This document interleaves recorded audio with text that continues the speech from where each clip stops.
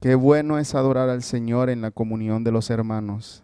Es, es uno de los adelantos del cielo, el que nos permite el Señor poder disfrutar de adorar juntos como hermanos. Ese es un gran privilegio.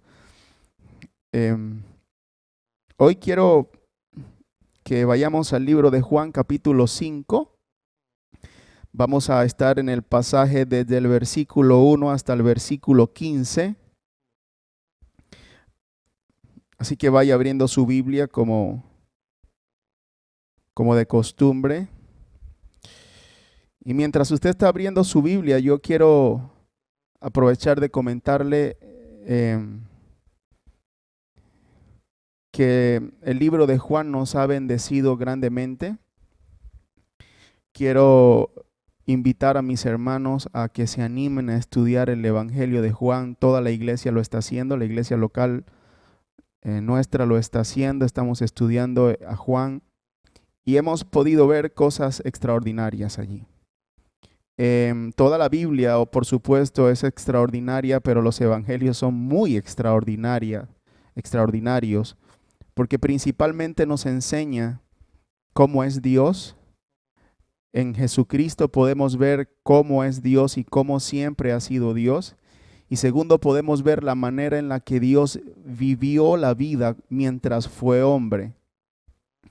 Por lo tanto, podemos entender que así es como Dios quiere que nosotros vivamos. Así que cuando nosotros leemos los evangelios, Juan es profundamente teológico y espiritual y nos ayuda mucho en esto. Podemos ver a Jesús actuando en diferentes circunstancias. Vamos a ver dos cosas. Vamos a ver una humanidad perfecta, algo que nos espera, algo que se nos ha prometido. Podemos ver a Jesús libre de orgullo, podemos ver a Jesús con un corazón compasivo, podemos ver las prioridades de Jesús como hombre, pero también podemos ver la forma en la que Dios viviría esta vida si fuera un hombre. Yo sé que usted siempre se ha hecho la pregunta porque creo que esto nos lo han enseñado indistintamente de las denominaciones a las que pertenezcamos, ¿verdad? Creo que hay una enseñanza general en la iglesia y es que cuando estamos ante una situación difícil, una de las preguntas que solemos hacernos es: ¿qué haría Dios en mi lugar? ¿Qué haría Jesús en mi lugar? Y está bien hacerse la pregunta. Entonces en los evangelios tenemos esa respuesta. ¿Cómo viviría Dios si fuera como yo? Entonces definitivamente es una experiencia en este peregrinaje cristiano de las más importantes, el estudiar los evangelios para conocer a Jesús. Así que vamos entonces a comenzar a ver Juan capítulo 5. Permíteme decirte algo, como hemos estudiado eh, expositivamente estos textos, hemos ido verso a verso, hemos visto el desenlace ministerial de Jesús y aquí vamos a llegar a un punto crítico. Aquí se quiebran muchas cosas en la vida de Jesús y lo que comienza es, por decirlo de alguna manera, el desenlace. Se llega al clímax de la vida de Jesús, ¿sí? Todos hemos tenido en nuestra vida que tomar decisiones cruciales. De hecho, por lo general se nos enseñan que las pequeñas decisiones de nuestra vida son las que al final nos llevan a algún resultado y que las pequeñas cosas que hacemos a diarias debemos tomarla con importancia porque al final determinan el rumbo de nuestra vida. Y eso en buena medida es verdad. Debemos vivir responsablemente tomando decisiones basadas en la escritura para garantizar, ¿verdad?, que de cierta manera estamos en la voluntad del Señor. Pero más allá de eso, nosotros debemos admitir, ¿verdad?, que dentro de nuestra vida hay decisiones cruciales. No todas las decisiones que tomamos diariamente tienen la misma importancia. Yo creo que hay algunas decisiones que son cruciales. Por ejemplo, si tú eres joven y aún no te has casado, tú sabes que una decisión crucial que te toca tomar en algún momento, al menos que tengas el don de contenerte, es con quién me voy a casar. Esa es una de las decisiones cruciales que te tocará tomar. Y por supuesto nosotros sabemos que en buena manera la felicidad de un cristiano en la tierra está muy determinada por la persona con la que se casa, ¿no? Ah, pero si tú estás casado, por ejemplo, el mudarte a una ciudad, el mudarte a un país, el cambiar de trabajo, el cuántos hijos tener, son decisiones cruciales que definitivamente van a afectar tu situación, tu vida, tu estilo de vida, en fin, tu tiempo, lo van a afectar todo, ¿no? Así que es evidente que hay decisiones importantes. Bueno, lo que tenemos frente a nosotros es precisamente algo como eso. Jesús ha tomado una decisión crucial que lo va a conducir a la muerte, finalmente a la muerte en la cruz. Por supuesto, nosotros sabemos que la cruz estaba ya predeterminada antes de la fundación del mundo, porque la Biblia nos dice que Jesús era el cordero inmolado antes de que el mundo fuera. Pero esta decisión trae un desenlace importante en el ministerio de Jesús, desata una furia, una persecución, un odio y un celo por parte de los fariseos que se vuelve completamente abierto y hostil contra Jesús. Así que Juan 5 para nosotros es importante entenderlo, porque de aquí en adelante usted va a poder ver cómo los judíos, los fariseos, todas las autoridades religiosas abiertamente empiezan a mostrar una hostilidad contra Jesús. Desde Juan 5 hacia atrás eso no se veía. Desde Juan 5 todo era en reserva, todo era como entre ellos, estaban confabulando, pero de aquí en adelante vamos a ver esto de forma violenta contra el ministerio de Jesús. Así que eso es lo que tenemos frente a nosotros. Si tuviera que llamar de alguna manera este tema, lo llamara la soberanía de Dios en la elección de un enfermo, la soberanía de Dios en la predicación del evangelio, la soberanía de Dios en las circunstancias en las que se dan las cosas y la soberanía de Dios sobre el pecado. Así que yo pienso que vamos a ser grandemente bendecidos, sobre todo por las circunstancias en las que estamos viviendo. Mucha gente se pregunta ¿dónde está Dios? Una buena respuesta sería: está sentado en su trono gobernando todas las cosas. Pero este pasaje en específico nos enseña mucho de esto. Así que dicho eso, quiero que vayamos a leer nuestro pasaje. Y hoy voy a hacerlo distinto. Hoy voy a ir leyendo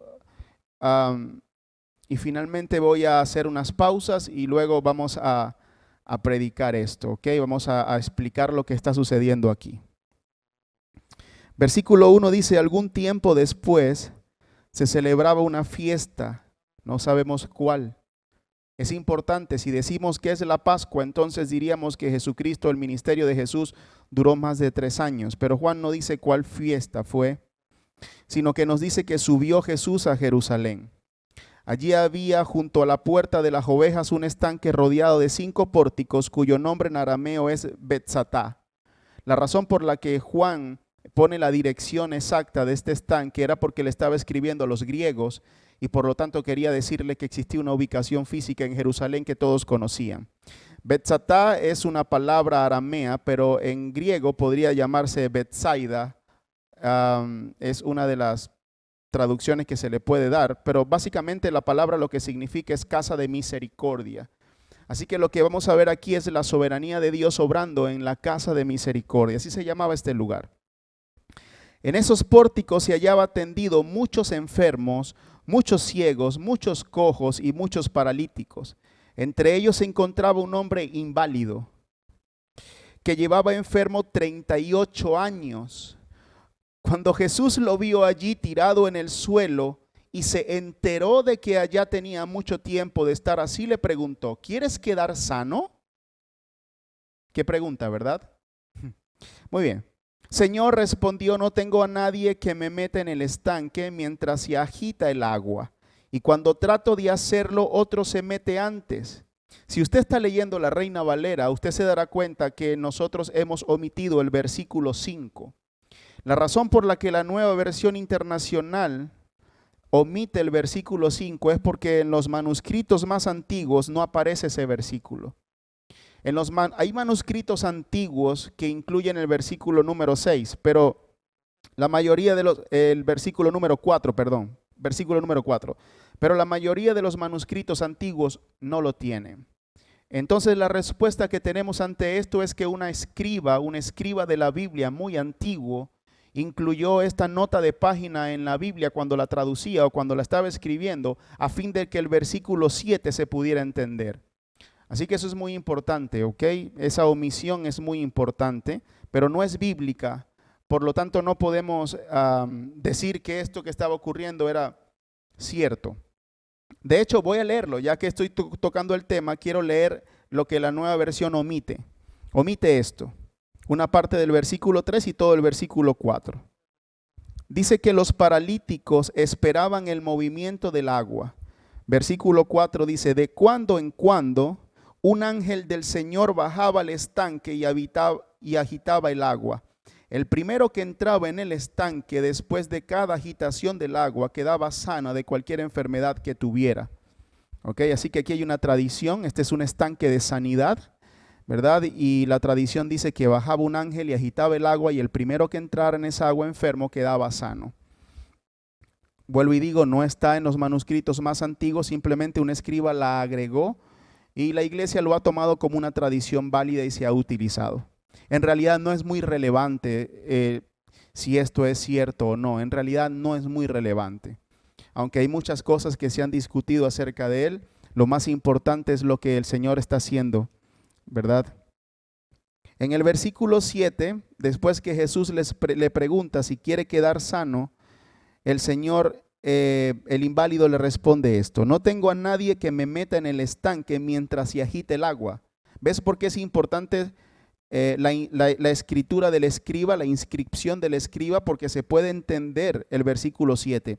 Si esto no hubiese estado escrito, nosotros no hubiésemos tenido manera alguna de entender por qué el inválido le respondió a Jesús así, pero gracias a lo que el escriba nos dio como un pie de página, podemos entender lo que está queriéndole decir el inválido a Jesús.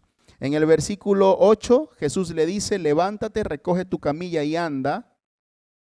En el versículo 9, al instante aquel hombre quedó sano, así que tomó su camilla y echó a andar. Pero ese día era sábado. Por eso los judíos le dijeron al que había sido sanado: hoy es sábado, no te está permitido cargar tu camilla.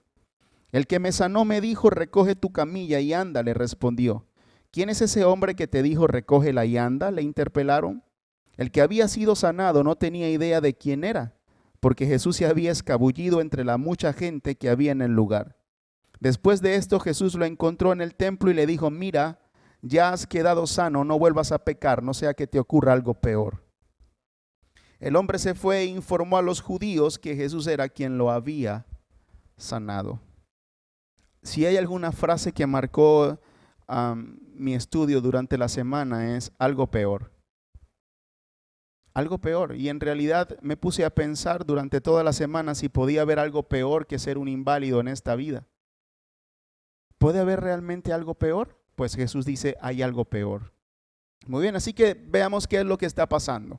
Juan nos está diciendo que Jesús viene de Galilea, pasó un tiempo allá, ¿verdad? Sanó a un funcionario, le sanó el alma, y al hijo del funcionario le quitó una enfermedad y duró un tiempo en Galilea. Luego Juan nos dice, ¿verdad?, que pasado un tiempo, ¿verdad?, Jesús sube nuevamente a Jerusalén y hemos podido ver a Jesús de Judea a Galilea, de Judea a Galilea, de Judea a Galilea, ¿verdad? Y en esta ocasión va rumbo a la fiesta y pasa por uno de los pórticos, ¿verdad? O por una de las puertas de las ovejas de la ciudad, o por la puerta conocida como la puerta de las ovejas o la puerta del ganado. Y resulta ser que ahí había un estanque de 5 pórticos. Y durante mucho tiempo el hecho de que hubiera un estanque o una piscina de 5 pórticos generó mucha suspicacia en la crítica bíblica, porque ¿cómo era posible que una piscina tuviera 5 pórticos? Si la piscina por lo general tiene 4 lados, pero unos hallazgos arqueológicos recientes demostraron que resulta ser que aquí había una piscina con 2 espejos y en el medio tenía un pórtico, así que tenía un pórtico en cada lado y un pórtico en el medio, y así una vez más la evidencia arqueológica nos demuestra que nuestros escritores eran infalibles. Los pórticos eran lugares con columnas y un techo donde la gente se metía para conversar y pues obviamente cuidarse de la lluvia y del inclemente sol de aquellos tiempos. Así que aquí lo que tenemos es una escena bastante crítica, porque Jesús está pasando por la casa de misericordia, como se llama el lugar, el estanque de Betsaida, y estando allí ve una cantidad de enfermos, multitud de enfermos, estando aquí en estos pórticos echados, estaban esperando quizás que una vez al año bajara un ángel, tocara el agua a fines supersticiosos, ritualistas, no sabemos, pero lo que está pasando aquí es que hay una multitud de enfermos. Jesús va caminando y consigue a un enfermo, ¿verdad? Así que él se da cuenta de que este enfermo tiene 38 años tirado allí o con esa enfermedad y por lo tanto estaba tirado allí. Y aquí hay un dato interesante, porque para este momento Jesús tenía más o menos como 32 años. Sin embargo, el escritor sagrado nos dice que él se enteró de que este hombre tenía 38 años de enfermo. Lo que eso implica es que Jesús ni siquiera había nacido cuando ya este hombre estaba enfermo. Sin embargo, el conocimiento omnisciente de Jesús le permite saber que este hombre tiene un historial médico que data de 38 años, antes de que él naciera. Así que aquí podemos ver una primera evidencia o una primera demostración del conocimiento del Señor. Cuando Juan usa la palabra se enteró, no nos está diciendo que alguien le fue y le echó el cuento. No era que un discípulo iba, ¿verdad? Y le dijo, mira, tú ves este hombre que está aquí, antes de que tú nacieras ya estaba enfermo. La palabra implica que de manera sobrenatural él se enteró. Y ya lo hemos venido viendo, ¿verdad? Ya hemos venido viendo esta demostración de la omnisciencia de Dios. Pero aquí Jesús lo hace de manera maravillosa. Un joven de 32 años se conoce la vida entera de un señor de 38 años. ¿Verdad? Entonces lo siguiente que sucede es que cuando él se entera de lo que está pasando, le lee todo el perfil médico, sabe que está inválido, sabe que está enfermo, sabe que ha sufrido, sabe que tiene dolor, sabe que está solo, viene una pregunta que parece necia, pero Jesús nunca hace preguntas necias y le dice, ¿quieres quedar sano? Usted podría decir, por supuesto, que quiere quedar sano. El hecho de que esté presente en ese estanque, tirado allí, quizás tiene los mismos 38 años esperando que alguien lo ayude y no recibe ningún tipo de sanidad. Es obvio que él quería quedar sano, pero ¿por qué Jesús hace este tipo de preguntas? Lo vemos con la mujer samaritana también.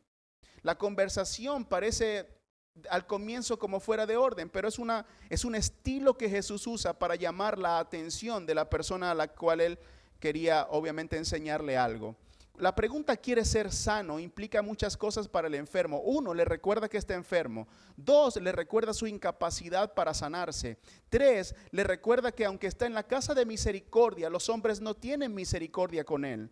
Habían pasado muchas personas allí viendo a este inválido y nadie tenía misericordia con él. Ahora venía Jesús, que es la misericordia divina expresada al hombre, y le iba a demostrar cómo verdaderamente él puede tener misericordia y sanar a alguien.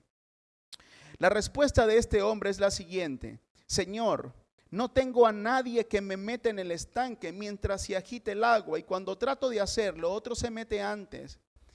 Obviamente Jesús le removió todos sus sentimientos, todas sus emociones, y este hombre dijo, mira, la imposibilidad la tengo, estoy enfermo y realmente el problema es este: no tengo a nadie que me meta en el estanque. Es decir, este hombre no tenía fe en Dios, este hombre no tenía fe en Jesús, este hombre no tenía ninguna clase de fe. Este hombre simplemente está viendo su imposibilidad. Y aquí vemos dos cosas importantes. Número uno, ¿verdad? No todos los milagros implican una fe en la persona que recibe el milagro. Una de las enseñanzas que más ha recorrido nuestras iglesias en los últimos tiempos, quizás últimas décadas, es que tienes que tener fe para provocar el milagro. Y muchas veces cuando los ministerios de sanidad divina son acusados de falsos milagros y de falsas sanidades, ellos tienden a defenderse argumentando lo siguiente: la persona no tenía fe y por eso no recibió el milagro. De hecho, hay enseñanzas que dicen que si tú no tienes suficiente fe, no vas a ver milagros en tu vida, que la razón por la que no has salido de la deuda es por tu falta de fe, que la razón por la que sigues enfermo es por tu falta de fe, que la razón por la que tu matrimonio no se restaura es por falta de fe. Pero aquí tenemos un grandioso ejemplo de un hombre que no tenía fe, de un hombre que no conocía a Jesús, de un hombre que estaba envuelto en sus preocupaciones, en sus circunstancias, en sus limitaciones, y sin embargo Jesús lo sana de manera poderosa. Por lo tanto, la fe no es la variable determinante en todos los milagros. Vamos a ver a lo largo del evangelio gente que no tenía fe y que recibió un milagro de parte de Dios. Lo otro que vamos a ver de manera poderosa en todo el texto es la soberanía de Dios. Yo tengo una pregunta y quizás usted también se la está haciendo. ¿Por qué eligió a este hombre? Bueno, algunas personas se han atrevido a decir que era porque era la persona que más tiempo tenía sufriendo y Jesús se movió a compasión y lo sanó, pero eso es simplemente conjeturas, ¿verdad? Ahí tendríamos que inferir, no es lo que nos está diciendo la Biblia. Pero la pregunta sigue estando, ¿por qué Jesús escogió a este hombre? ¿Por qué no escogió a todos? De hecho, si tú tienes un concepto de Dios, si alguno de ustedes ha creado una imagen de Dios falsa en su mente, podría preguntarse por qué Jesús no lo sanó a todos. Si Dios está tan lleno de amor, si Dios tiene tanto poder, si Jesús era tan compasivo, ¿por qué simplemente no hizo una cruzada de milagros y lo sanó a todos? ¿Por qué tuvo que agarrar a este inválido y prácticamente ignorar al resto de los que estaban allí? Y esta pregunta, por lo general, muchos nos lo hacemos o muchas personas se la hacen en cuanto a la salvación. ¿Por qué Jesús decide salvar a un hombre y sencillamente no salva a otros? Muchas personas pueden decir, es injusto que Jesús haya sanado a este inválido y haya dejado a los demás enfermos. No es injusto, es perfectamente justo y perfectamente misericordioso. En realidad, la paga del pecado es la muerte.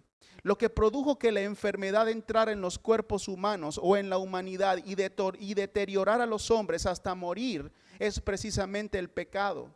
La paga del pecado es la muerte. Por lo tanto, todos los seres humanos tendríamos bien estar enfermos. Porque eso es lo que verdaderamente es justo, que todos los hombres a causa de su pecado estén enfermos. Sin embargo, si Jesús decide venir a un estanque y sanar a un hombre, sigue siendo perfectamente justo, pero también es perfectamente misericordioso con esa persona.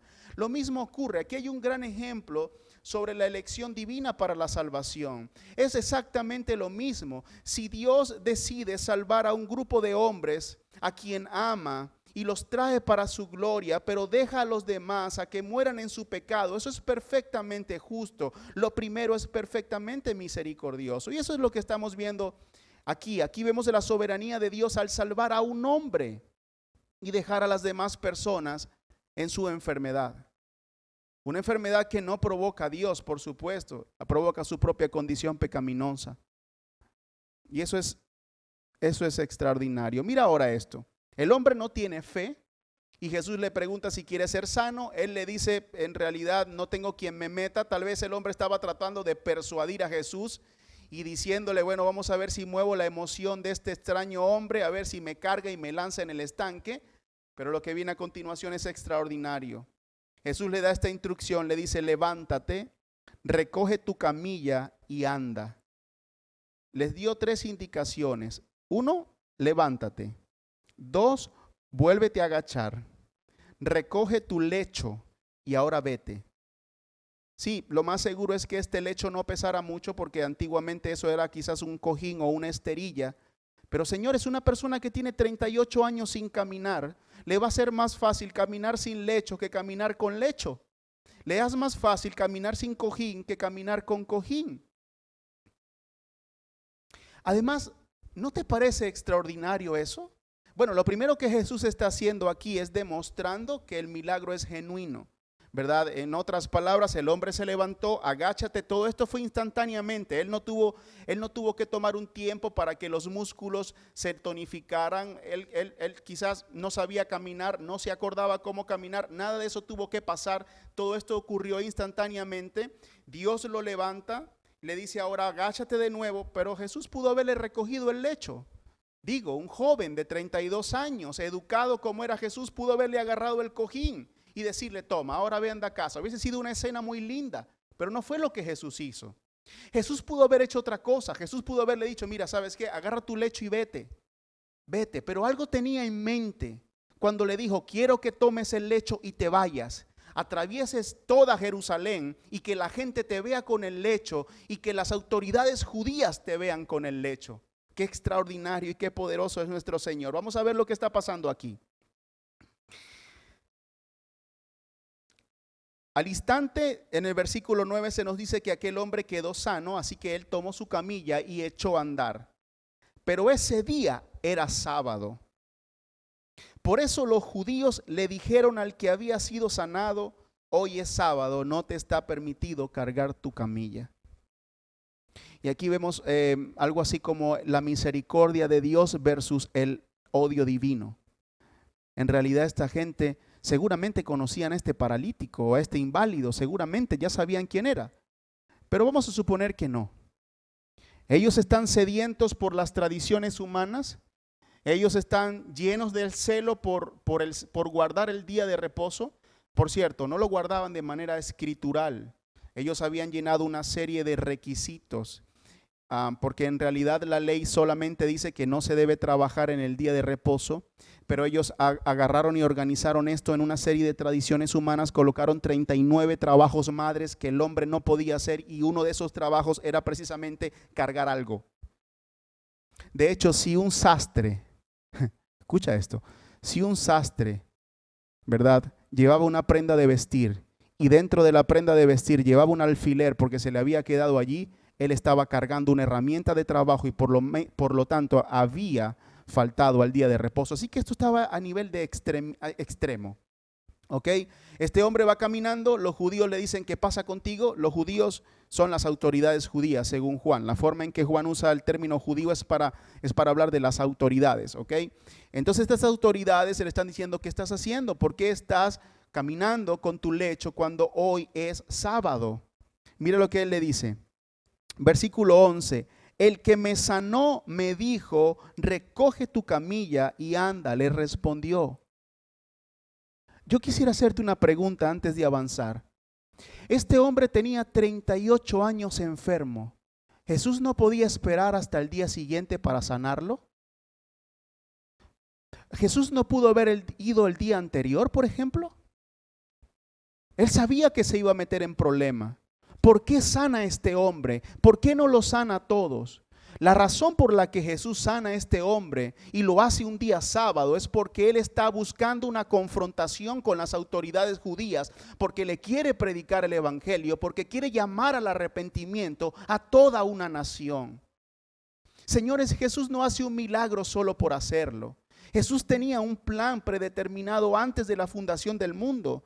Lo que viene después en Juan capítulo 5 y Juan capítulo 6 es la declaración más poderosa y más radical de Jesucristo y lo que finalmente lo estaba conduciendo a la cruz del Calvario. Por eso, de manera premeditada, Dios está demostrando su soberanía, no solamente al salvar un único inválido entre tanta gente enferma. Además lo está haciendo un sábado cuando pudo haber ido el día siguiente o el día anterior. Jesús estaba provocando un confrontamiento entre él y los judíos para demostrarle que él era Dios. Él estaba interesado en llamar a su nación al arrepentimiento. Y eso es glorioso. Eso es precisamente lo que estamos viendo aquí. A un Jesús movido en compasión, no solo por un inválido, sino por todo su pueblo amado. Mira, vamos a seguir esto. El que me sanó dijo: recoge tu camilla y anda, le respondió. Este hombre no es tonto. Este hombre dijo: la culpa no es mía. Aquel que me dio una orden sobrenatural y me dijo que me levantara, ese fue el mismo que me dijo: toma tu camilla y anda, y por eso yo anduve. Él está trasladando el problema a Jesús. Mira a estos hombres lo que le dice. Versículo 12, ¿quién es ese hombre que te dijo: recógela y anda? Le interpelaron. Los tipos estaban tan cargados de odio por Dios y estaban tan llenos de un celo corrompido por el día sábado que obviaron el milagro. La pregunta más natural hubiese sido: ¿quién fue el que te sanó? Pero ellos obviaron eso y le preguntaron: ¿quién te dijo que quebrantaras el sábado? En verdad, el hombre es ciego y no puede ver la belleza de Dios aunque la tenga enfrente. Mira lo que dice el libro de Isaías. Quiero llevarte este pasaje. En el libro de Isaías, vamos a ver, tengo varios textos que te quiero compartir. En el libro de Isaías capítulo 35 versículo 6, el profeta Isaías está hablando de la era mesiánica. Y mira lo que dice: saltará el cojo como un ciervo y gritará de alegría la lengua del mundo, porque aguas brotarán en el desierto y torrentes en el sequedal.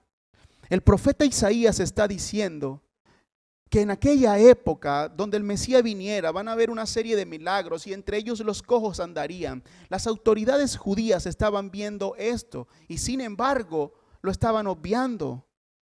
Al punto de decir, ok, no nos importa quién te sanó ni cómo lo hizo, solamente quiero que nos diga quién fue el que te dijo quebranta el sábado.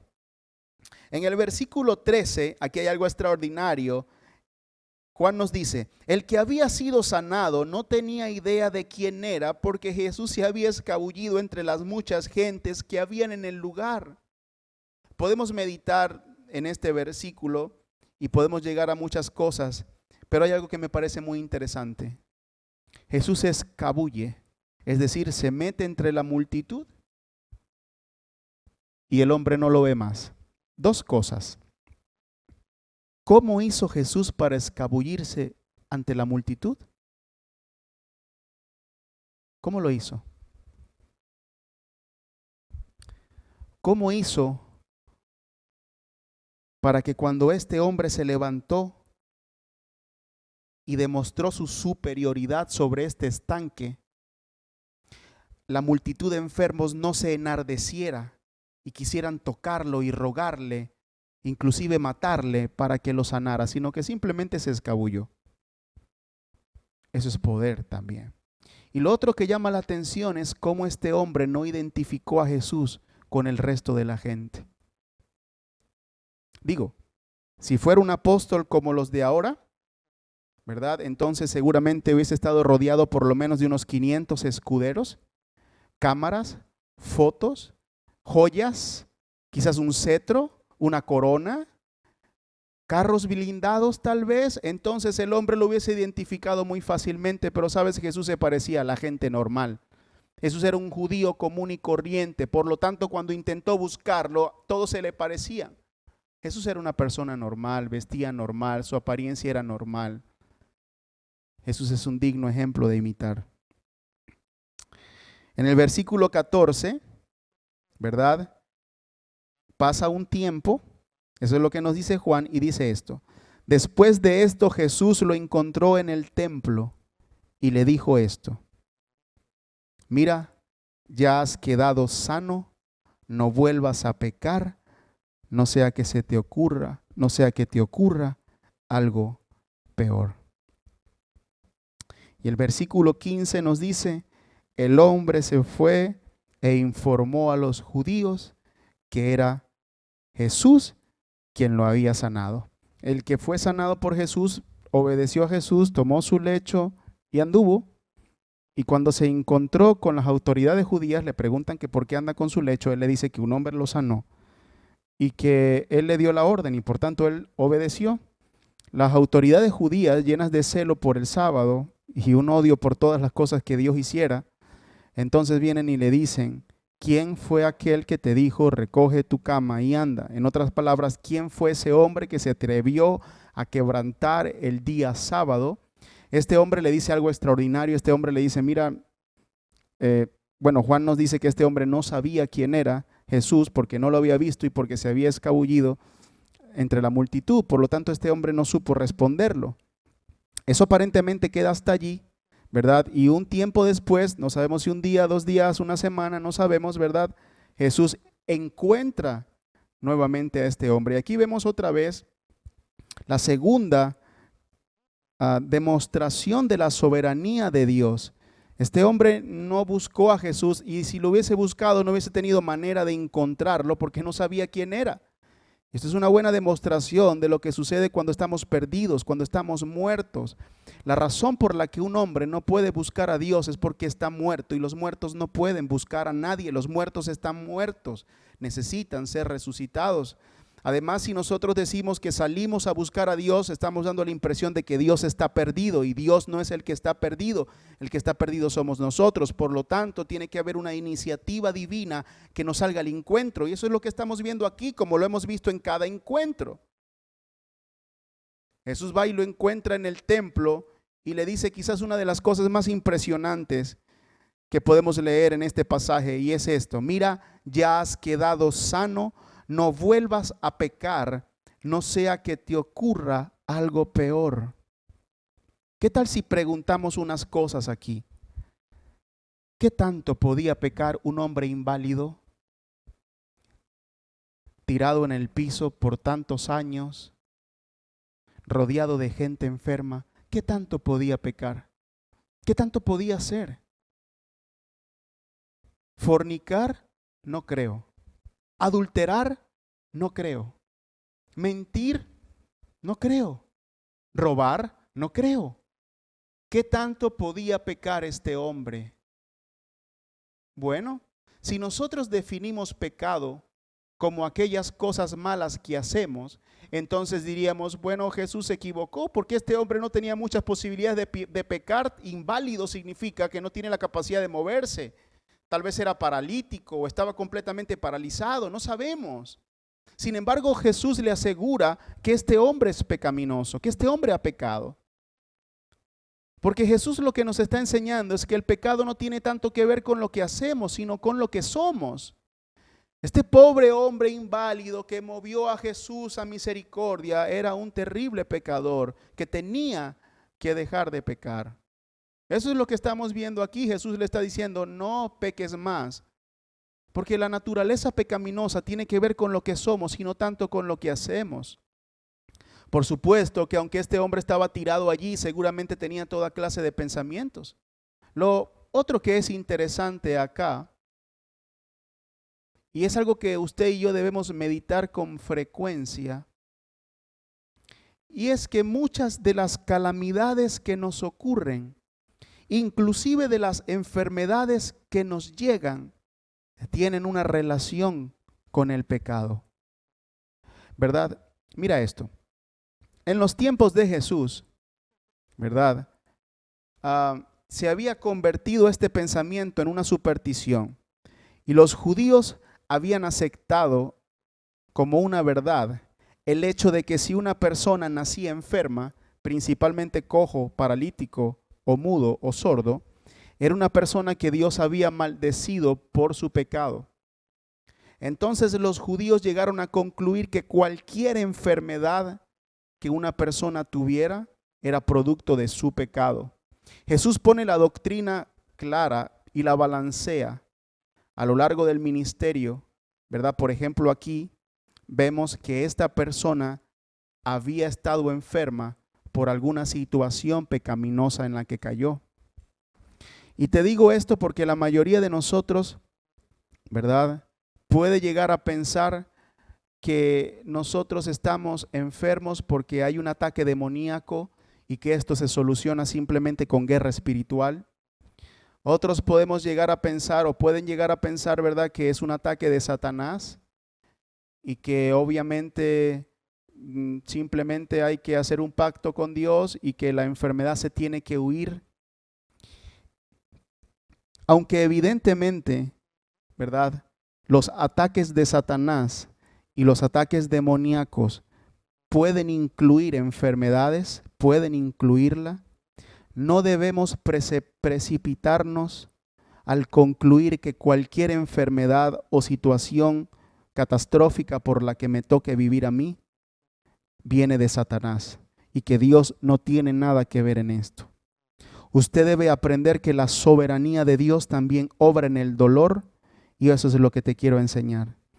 Jesús demostró su soberanía al crear las circunstancias para un confrontamiento con el pueblo judío.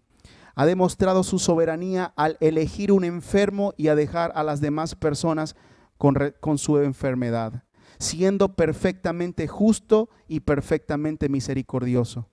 Luego ha demostrado su soberanía al salir al encuentro de este hombre y predicarle el evangelio.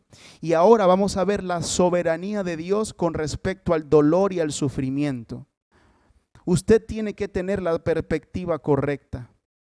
Puedo estar enfermo como una disciplina divina a causa de un pecado. Si yo tengo ese balance, entonces yo voy a poder ver, como dice el himno que cantamos, voy a poder ver la belleza de Dios en medio del sufrimiento y el dolor.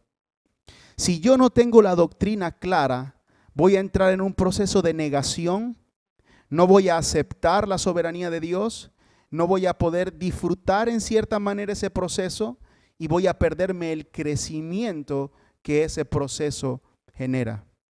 Cuando Dios permite largas temporadas de sufrimiento, enfermedad, calamidad o dolor dentro del pueblo de Dios, es probable que lo esté disciplinando, que lo esté enseñando y que lo esté conformando a la imagen de Cristo. Pero si solamente crees que es un demonio que te está perturbando y que estás haciendo guerra espiritual, vas a evadir la responsabilidad que tienes y vas a perder el privilegio de crecer en lo que te está sucediendo.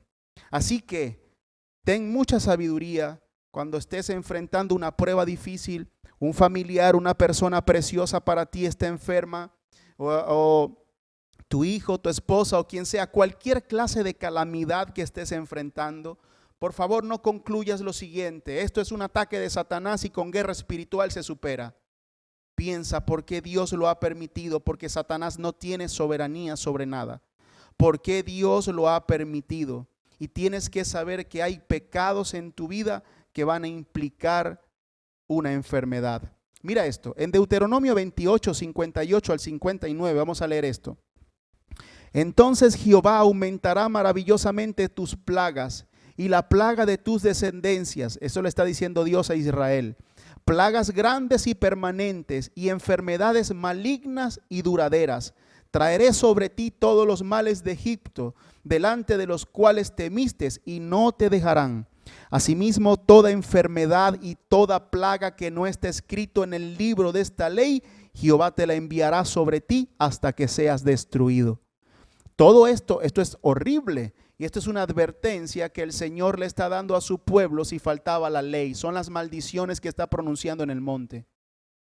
¿Lo ves?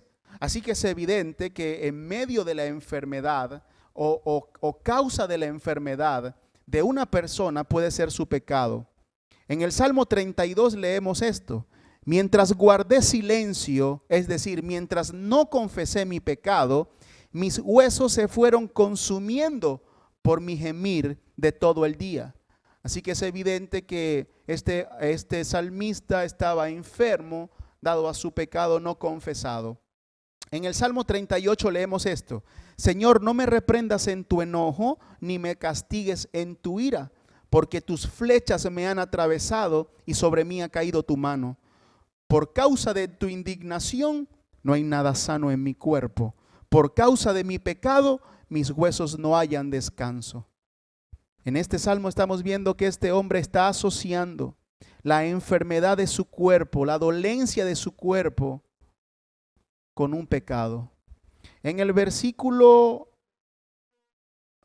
9, en Salmo 51, versículo 8, 9, leemos esto: Anúnciame gozo y alegría, infunde gozo en estos huesos que has quebrantado. Aparta tu rostro de mis pecados y borra todas mis maldades. Por lo tanto, en todo el Antiguo Testamento podemos tener evidencia de que la enfermedad siempre estuvo asociada al pecado, según la concepción de ellos. Y usted tal vez podría decir, bueno, pero eso es en el Antiguo Testamento. En la gracia no sucede eso, porque el Señor se llevó todas nuestras dolencias y todas nuestras enfermedades en Isaías 53. Detente. Isaías 53 promete sanidad física para su pueblo, pero no ahora. Eventualmente y de manera muy regular, el Señor puede milagrosamente sanar una enfermedad, pero no podemos asegurar que esa es una promesa total para el aquí y ahora. Nosotros nos ha tocado despedir a hermanos piadosos, llenos de Dios, que murieron enfermos. Por lo tanto, decir que esta es una promesa para el aquí y el ahora es decir que ese hermano no era cristiano porque no estaba sano. Eso es simplemente una promesa del evangelio de la prosperidad y está deformada. Es una promesa que no está en la Escritura. Lo que el Señor ha prometido es que en la etapa de gloria o en el estado de gloria no veremos enfermedad, no tendremos enfermedad. Y por cierto, tenemos evidencia en el Nuevo Testamento de hombres piadosos que caminaron junto con Pablo y estaban enfermos. De hecho, en 1 Corintios 11 leemos lo siguiente: por lo tanto, cualquiera que coma el pan o beba de la copa del Señor de manera indigna será culpable de pecar contra el cuerpo y la sangre del Señor. Ahora escuche, Así que cada uno debe examinarse a sí mismo antes de comer el pan y beber de la copa, porque el que come y bebe sin discernir el cuerpo, come y bebe su propia condena. Por esto hay entre ustedes muchos débiles y enfermos, e incluso varios han muerto. Por lo tanto, es evidente que aún en el Nuevo Testamento, la idea de que el pecado podría traer enfermedad a la vida de un creyente era válido y que Dios lo estaba permitiendo en su soberanía para disciplinar a esa persona, y que la disciplina puede llegar a ser tan extrema que puede matar a una persona si Dios lo tiene a bien para él. Este pensamiento implica madurez cristiana. Estoy hablándole a gente que quiere madurar en él. No todas las enfermedades las puso un demonio, ni todo el trabajo es hacer guerra espiritual. Bueno, guerra espiritual la tenemos todos los días. Trato de usar el término tal cual como lo usamos en la doctrina de la guerra espiritual carismática. Por supuesto, todos tenemos guerra espiritual, ¿verdad? No todo se va a solucionar reprendiendo al cáncer, reprendiendo a la gripe o etcétera, etcétera. Un análisis interno, un estudio profundo de mi corazón es necesario para yo saber que lo que está pasando en mi vida no es una disciplina divina. Y aquí vemos la preciosa soberanía de Dios. Así que para concluir y llamarlo a usted a la acción, quiero decir algunas cosas. Pero antes de eso, déjame decirte que luego que este inválido se encontró con Jesús y lo identificó, fue a donde las autoridades judías y le contó quién había sido el hombre que lo había sanado un sábado. Tú sabes que dentro de las leyes de aquel momento o dentro de la tradición, ¿verdad? No se podía cargar un lecho, porque eso era trabajo. Y las personas que quebrantaban el día de reposo tenían que ser apedreadas. Así que este hombre no estaba dispuesto a arriesgar su vida por Dios, por Jesús. Así que allá que busquen a Jesús. No podemos decir que este hombre se salvó. No podemos decir que este hombre fue y vendió a Jesús y se comportó de mala manera o de manera hostil. Hay diversidad de comentarios al respecto. Ambas nos dejan un aprendizaje. Lo cierto es que muchas veces estamos pidiéndole a Dios que nos bendiga y esa bendición nos propicia un pecado mucho mayor. Una de las cosas que yo debo saber en mi vida cristiana es, ¿esto que le estoy pidiendo a Dios me hace más santo o por el contrario me invita a pecar mucho más? Porque si ciertamente este hombre vendió a Jesús por miedo de preservar a su vida y de quedar bien con las autoridades judías, fue y dijo, mira, aquí te tengo al hombre, vayan y búsquenlo. Entonces el pecado de este hombre fue mucho mayor y no le hizo caso a Jesús. Cualquier cosa que le estés pidiendo a Dios, si quieres saber si está dentro de la voluntad de Dios, una pregunta que te debes hacer es esto, ¿me hace más santo o por el contrario me hace más pecador? Si tú eres un hombre que amas al dinero, ¿por qué le pides más dinero al Señor? Si tú eres un hombre que tiene problemas con el ego, con la altivez, con la popularidad, ¿por qué le vas a pedir al Señor un ministerio mayor o que te use más grandemente o lo que sea que quiera que haga contigo? Primero tienes que tratar esa área en tu vida, ¿ok? Finalmente quiero llamarte a la acción en esto.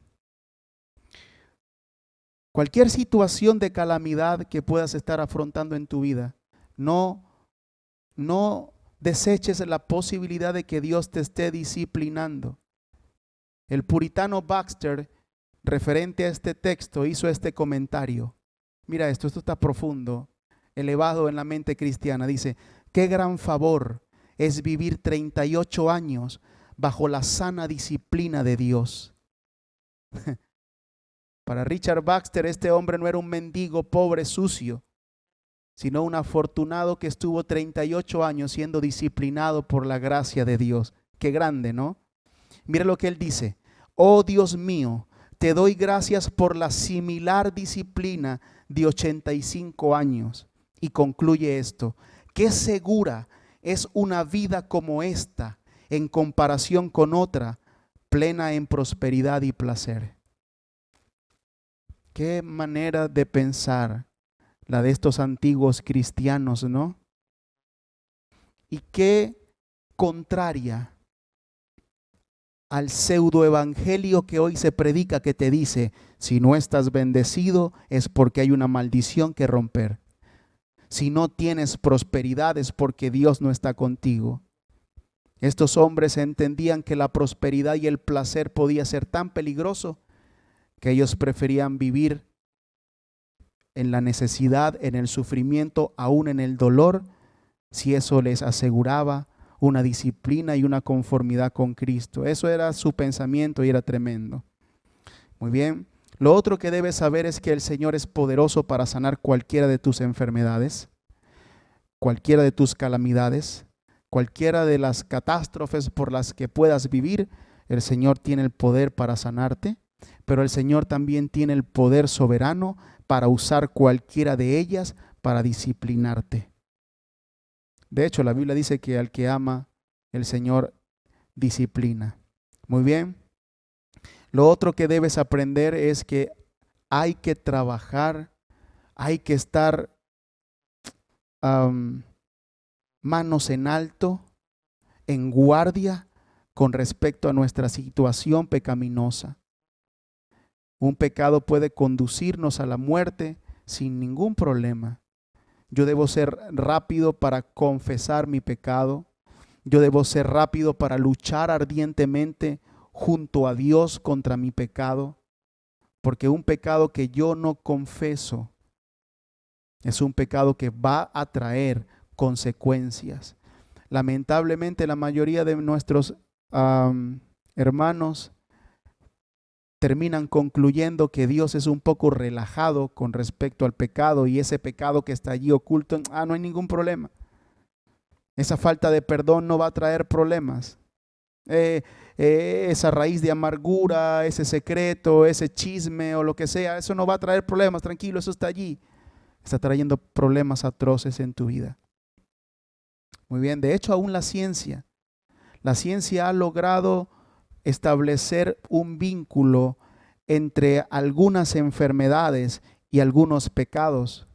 Enfermedades como el cáncer, por lo general, siempre está radicado en el estrés, en la ansiedad, inclusive en la falta de perdón, ¿verdad? Obviamente ellos no usan esos términos, pero llegan a esas conclusiones. El problema es que ellos tratan con el síntoma, pero no tratan con el origen de la enfermedad, mientras que el Señor en su palabra trata con el origen. Hay pecados que van a producir enfermedad, ¿verdad?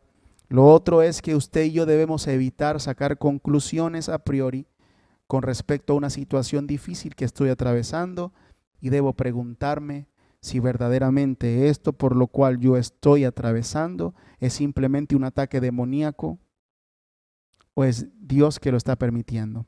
Por cierto, si usted va a hacer guerra espiritual contra un demonio, por ejemplo, usted dice que hay un demonio que lo está atacando, su casa, sus finanzas. Esto es clásico, ¿verdad? Hay un espíritu de deuda metido en tu familia y por eso no prosperas.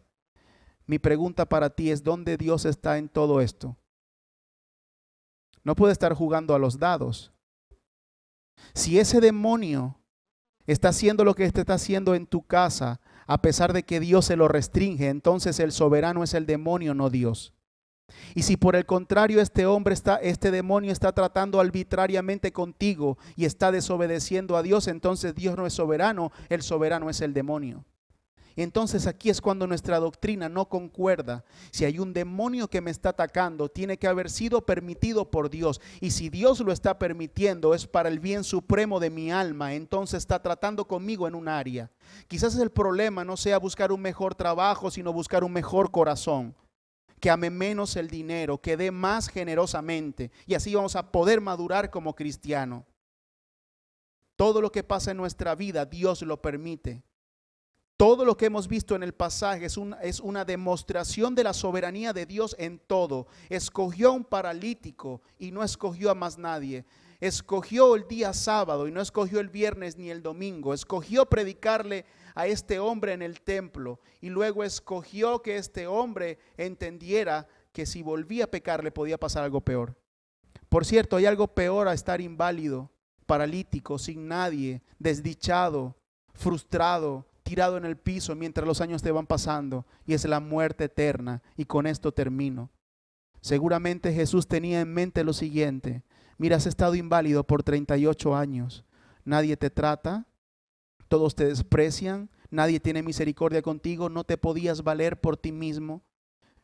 Toda tu vida la has pasado como un miserable vagabundo y pobre, desdichado, atrapado en una cárcel de carne que no te dejaba libre. Hay algo peor. Es la muerte eterna. No peques más. Amigo, hay algo peor a la enfermedad. Hay algo peor al COVID-19. Y es morir eternamente sin Cristo. Hoy, de la misma manera, el Señor puede salir a tu encuentro hoy y decirte: arrepiéntete de tu pecado, cree en mí como el Salvador. Porque hay algo peor que estar en cama, ser un inválido desdichado, y es la muerte eterna. Señores, Jesús no está jugando aquí.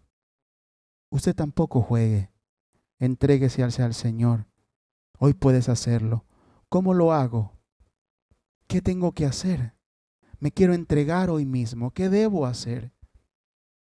Lo que la palabra nos invita a hacer es arrepentirnos sinceramente de haber pecado. Si ese inválido que no podía moverse del piso donde estaba era un pecador, ¿cuánto más nosotros que tenemos 2 piernas y andamos por allí todo el día? Somos pecadores, porque pecado no es lo que haces, sino lo que eres. Tú necesitas arrepentirte de lo que eres. Eres un hombre, eres una mujer, eres un joven. Necesitas arrepentirte de que has vivido sin Dios toda tu vida, de que lo menospreciaste, de que Él, siendo digno de toda tu adoración, de todo tu honor, de toda tu fidelidad, tú no lo consideras ni lo tomas en cuenta. Tú debes arrepentirte que voluntariamente decidiste no vivir para Él, sino vivir para ti. Y decirle: Señor, yo quiero que tú me perdones. Ven a mi encuentro hoy y sáname. De los muchos enfermos que hay a mi alrededor, ten misericordia hoy de mí y perdóname y ayúdame a no pecar más, porque hay algo peor a cualquier pandemia, a cualquier desastre, y es la muerte eterna, el infierno, la ira de Dios. Si eso lo hiciste de corazón, hoy Dios salió a tu encuentro y en el estanque de la misericordia te volvió su Hijo. Que Dios bendiga a nuestro gran Rey, desde hoy para siempre. Amén. Muchas gracias, hermanos. Que el Señor les bendiga. Oro para que ustedes tengan una buena semana, para que ustedes sigan estudiando la palabra de Dios, para que ustedes reflexionen con respecto a la vida pecaminosa, a la enfermedad y a la soberanía de Dios. Oro para que usted celebre la soberanía de Dios en su vida. Oro para que en tu casa, tus hijos, tu mujer, tú joven soltero, puedas ver la soberanía de Dios conduciendo tu vida. Damos gracias a nuestro Señor por la palabra de hoy y le pedimos la fortaleza para llevarla a cabo, para madurar en la fe cristiana y ser hombres y mujeres responsables. Muy bien, Dios los bendiga. Antes de despedirnos, doy gracias por sus donativos, por sus ofrendas. Ahora mismo usted puede hacerlo. Gracias a todos, que el Señor les multiplique y les bendiga. Lo otro que quiero anunciarles es que en mi canal de YouTube me gustaría que usted pudiera entrar allí, si no ha entrado, y se suscriba. El día de ayer lanzamos el 3er episodio de nuestra serie sobre Cristo, sobre la gloria de Cristo. Nos ha bendecido grandemente y yo sé que usted también va a ser bendecido. Así que entre a nuestro canal, por favor, y suscríbase. Escuche los podcasts, deme sus comentarios, hágame sus preguntas, que estamos allí para interactuar y para que crezcamos en la gracia, ¿verdad? Que el Señor les bendiga ampliamente y esperamos vernos muy pronto.